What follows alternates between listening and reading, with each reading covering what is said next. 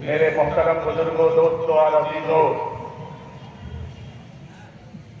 آج ہم لوگ اس عیدگاہ میں جمع ہوئے،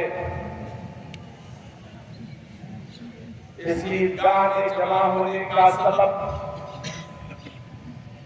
اللہ تبارک و تعالیٰ کا وہ عظیم مہینہ جو اس نے اپنے محمد مصطفیٰ صلی اللہ علیہ وسلم کی امت کو عطا کیا، وہ سب سے اعلیٰ و افضل مہینہ جس میں اللہ تبارک و تعالیٰ نے دروازہ ہم تمام بندوں کے لیے کھول دیا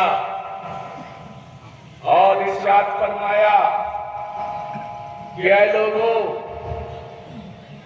اگر تم اس مہینے میں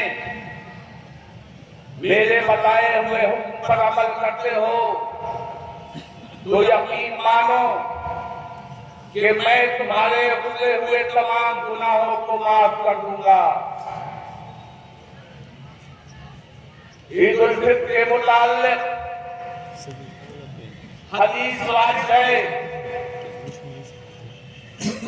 کہ اللہ تبارک و تعالیٰ اپنے فرشتوں سے پوچھتا ہے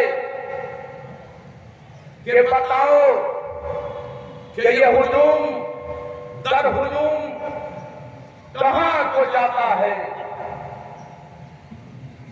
فرشتے فرماتے ہیں کہ اللہ، تو نے جو یہ عظیم مہینہ امت محمدیہ کو عطا کیا،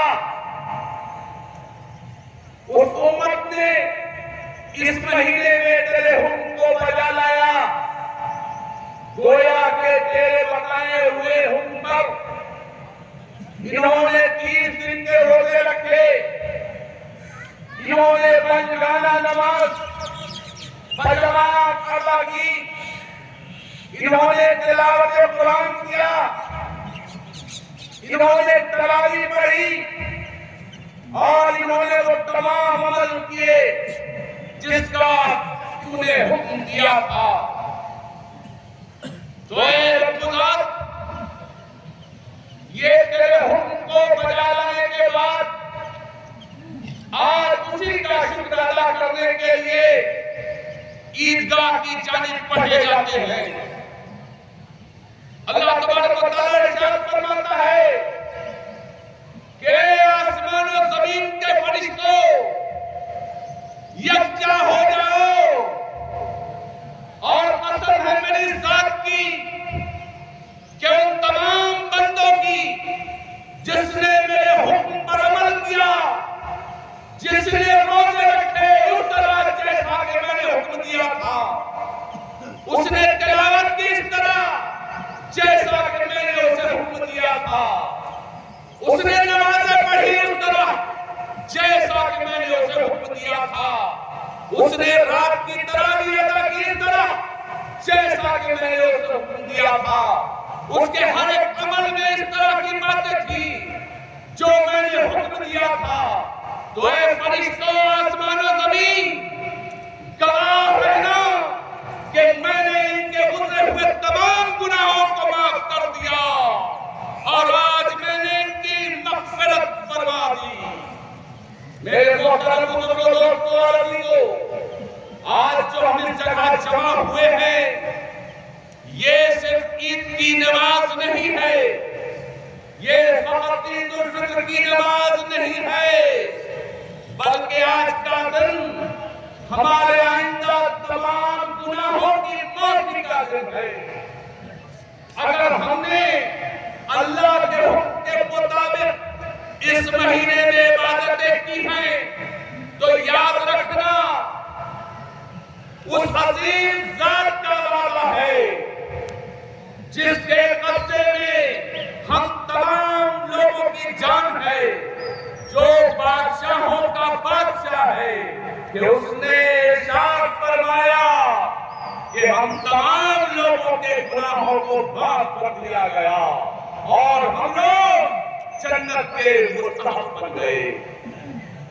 میرے محترم بزرگوں، دوستوں اور عزیزوں، یہ دن اس لیے بھی ہم ہے چاہیے کہ ہم میں کچھ ایسے لوگ بھی ہیں جنہوں نے آج نئے کپڑے نہیں پہنے ہوں گے. ہم میں کچھ ایسے لوگ بھی ہیں جن کے گھروں میں مٹھائیاں نہیں بن پائیں گی.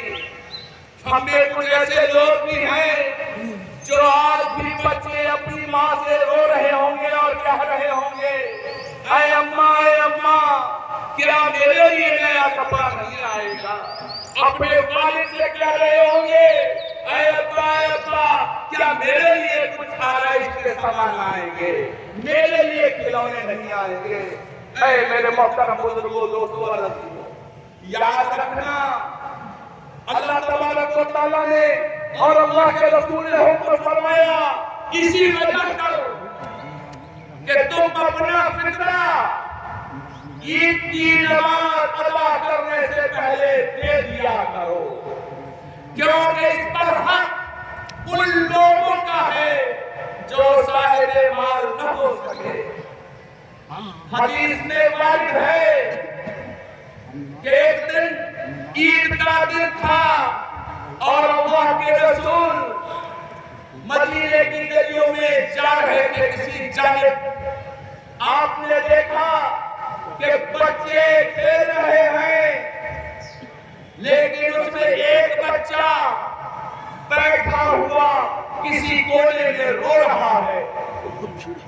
اللہ کے رسول نے جب یہ منظر دیکھا تو اس بچے کے پاس گئے اور پوچھا کہ اے بچے بتا کہ تو کیوں رو رہا ہے, تمام بچے تو عید کا دن ہے کھیل رہے ہیں, تو کس لیے روتا ہے. اس بچے نے کہا کہ میں یتیم ہوں, میں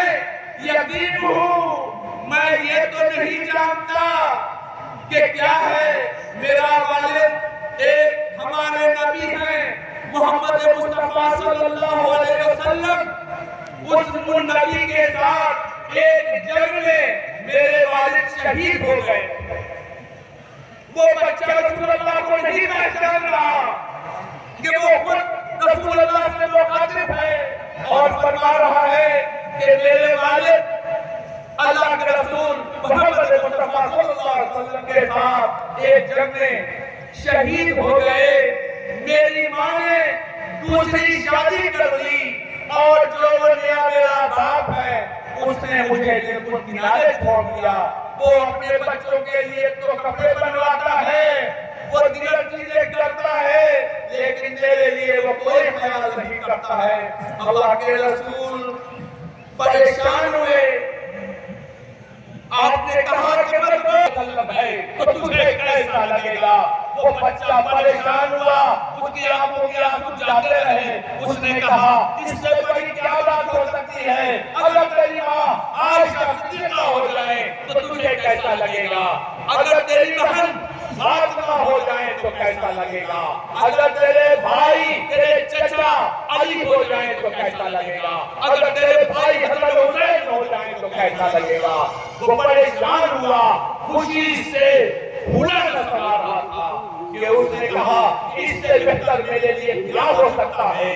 رسول اللہ صلی اللہ علیہ وسلم اس بچے کو اپنے گھر لے کر گئے اور گھر لے جانے کے بعد آپ نے عائشہ صدیقہ سے فرمایا کہ عائشہ اسے نہلاؤ دھلاؤ اور اچھے کپڑے پہناؤ. اور اللہ کے رسول کی اولاد سے جانا جانے لگا. اللہ کے رسول جب اس دنیا سے پردہ فرما رہے تھے تو وہ بچہ رونے لگا کہ میرا باپ پھر چلا جاتا ہے. تو روایتوں میں آتا ہے کہ حضرت ابو بکر صدیق نے کہا کہ مت رو, یہ بات سننا.